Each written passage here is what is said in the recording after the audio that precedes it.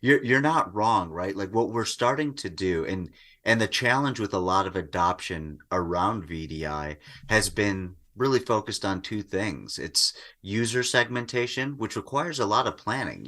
Johan on a train is different than Johan in the office, is different than Samit in his office, is different than Samit on a plane, right? Those are very different use cases, and you need to start thinking about how to best deliver your applications, which is the second component, right? The app segmentation.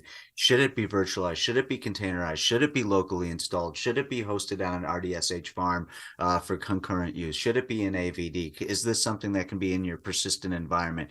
All these questions require planning. They require thought. They require subject matter expertise, and they require data to be able to have the right answers so that you can actually execute on a vision. It cannot be, let me build the infrastructure first and then saturate the applications and the users on it. It has to go the other way. And I think finally, with tooling that exists today and with people like you, Johan, and other partners that are thinking about what it will take to actually adopt VDI and scale and make end users happy, that planning up front is becoming a larger part of the overall process, where historically it was just, I'm going to stand up your infrastructure first and we'll figure it out later.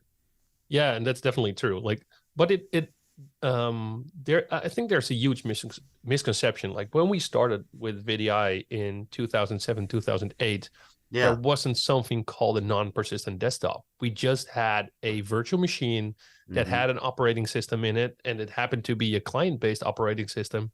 You configured it through a tool like back then, not SCCM, but the predecessor. And you made sure that your virtual machine was configured. You had a broking technology, and that was it. Now, suddenly we figured out that we wanted to kind of put every single end user, every single use case inside a box and treat them all the same. Like you mentioned, like Samit in a train is not the same as Samit in an office. What I think is, if you have a team of 10 people basically responsible for doing the same thing, all of those 10 people do it probably differently. So you need to treat them differently. Yeah. And this is where I think we made the biggest mistake back then in 2007, 2008, because although we thought that we could, as IT, could basically define what the end user was doing, back then end users were already quite common with the fact they wanted to do their work the way they thought they would. Yeah, for sure. That in the best way possible. And so we the box thinking metaphor, like I'm glad we left it right now. So like if you look at how we treat VDI right now and how we basically do use case assessments, we're trying to stay away from having a generic kind of pool for everyone. We're trying to focus on how to make a personalized experience for every single end user. Yeah. And that's independent of the technology that you use and how you define those pools, or how you define those base images or the application stacks, whatever. That's the planning. Honestly, that's the planning phase. But you should treat every single end user as an individual. And this is where I think technologies like DEX also come in play. Like we've been monitoring on pure metrics for many years, and it works because it does give you insights. Yeah, but it does not reflect what the end user is feeling. Yeah, and I think that user sentiment, perceived performance, or perceived user experience is becoming the most important metric now to validate if your project is successful, if your VDI platform is working, or your EUC platform in general is working. Yeah. So we're slowly seeing that the technology stack is maturing. Yes. Although brokering and like protocol wars, honestly, I don't care if you're using RDP ICA or Blast Extreme or whatsoever. Yeah. The only thing that doesn't work is RDP. Yeah. Well, right now. Yeah. Wait till wait till you see what's coming with RDP. By the way, it's it's meant to take over PC over IP. Ultra. It's going to be quite good, right? So, in essence, I mean, seeing is believing. I saw exactly right. I won't call out names, but I saw someone at a certain conference in Munich earlier this year present the newest and latest and greatest in Microsoft technologies, and that was multimedia redirection for cloud PC. Yeah. Dude, Horizon had that for 10 years. How is that innovative? Citrix has had it for some time Same thing as well. Yeah. But you have to remember, okay, so I'm going to take Microsoft's side on this, Johan, right? I'm going to take a step back, and I know exactly what Dutch person you're talking about here. But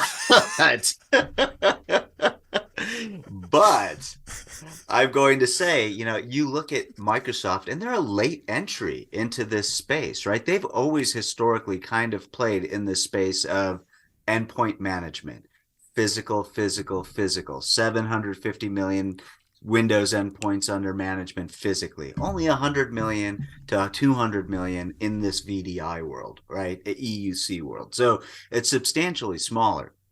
So I do believe that there's definitely going to be a lift when other companies have a 25-year head start. And listen, I worked at Citrix. I bleed Citrix. I am a huge fan. So when I start thinking about kind of where Microsoft is coming from and the fact that they're playing catch up, but they have cloud PC and cloud VDI, and they're bringing simplicity, they're bringing endpoint managers and system admins with the virtualization SMEs. And, like this is happening, right? Like Scott Manchester is bringing a lot of this together. And I do believe that with a full complement of solutions, right? Again, to your point, it doesn't matter what protocol war you use or whatever management plane you want to use. Am I still able to deliver a great user experience is the question that us as partners and vendors and part of the EUC ecosystem and endpoint management ecosystem really need to focus on. And there's two ways to do it.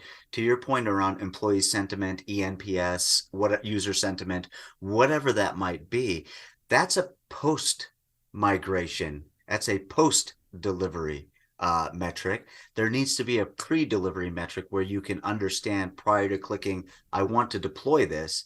I need to be able to understand what could the theoretical impact be on my application performance, my user performance, my workspace experience.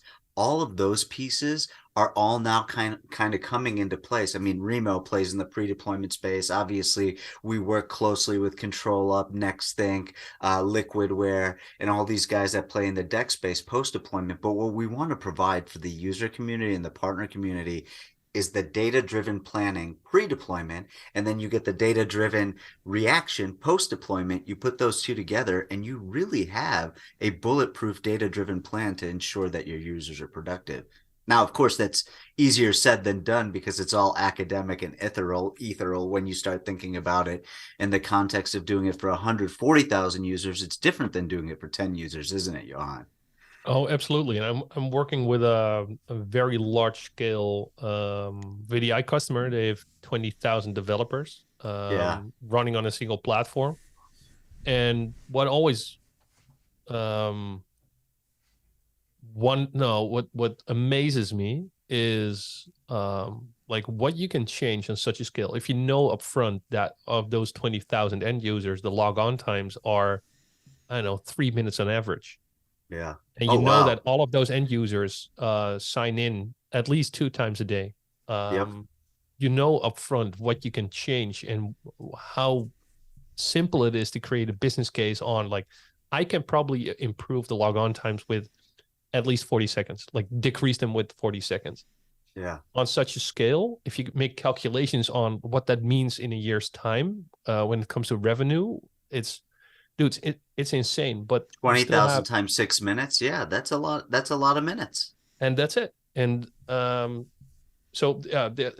you look at scale is probably easier to improve. But on the other hand, it's also complexer because, especially when looking at the application landscape, defining what use case or what type of end user or like what type of group of users would use what application, that's the hard part. And using the right tools to assign those applications to those end users as well. And I think like one thing that struck me when I was in Munich for Disrupt earlier this year is how you guys, as well as VMware, as well as you mentioned Liquidware, ControlUp, everyone's collaborating on getting the application story straight.